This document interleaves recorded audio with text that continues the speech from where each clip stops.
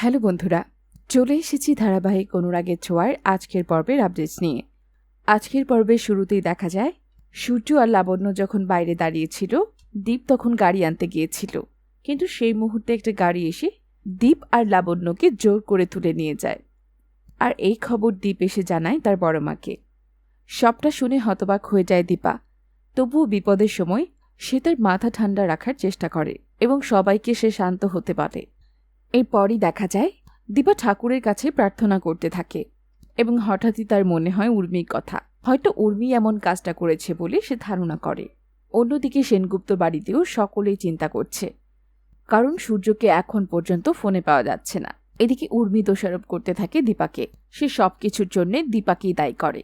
আর ইতিমধ্যেই সেখানে দীপা চলে আসে এবং উর্মির কাছ থেকে জানতে চায় সূর্য আর লাবণ্য কোথায়।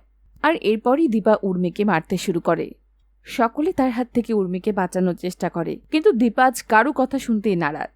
দীপাকে এমন রেগে যেতে দেখে উর্মি সেখান থেকে পালিয়ে যাবার চেষ্টা করে, কিন্তু দীপা তখনও তাকে মারতে থাকে। আর এরপর দীপা উর্মির থেকে ফোনটা নিয়ে নেয়, কিন্তু সেই ফোন থেকে সে তেমন কোনো তথ্য পায় না। এরপর কাকিয়া তাকে কথা শোনালে দীপাও তাকে ছেড়ে কথা বলেনি। অন্যদিকে লাবণ্য তখন জ্ঞান ফিরে পেয়ে তার ভালো ছেলেকে খুঁজতে শুরু করে। অন্যদিকে তখন সেনগুপ্ত বাড়িতে হাজির হয় কুন্তলা। সে এই ঘটনার জন্য দীপাকেই দায়ী করে, কিন্তু দীপা এবার ভীষণ রেগে যায়। আর এরপর সে কুন্তলাকেও ছেড়ে দেয় না, সে তাকেও মারতে শুরু করে এবং তাকে থ্রেট করে তার ছেলে যে অবস্থা করেছে, যদি এই ঘটনার পেছনে সে জড়িত থাকে তবে তারও একই অবস্থা করা হবে।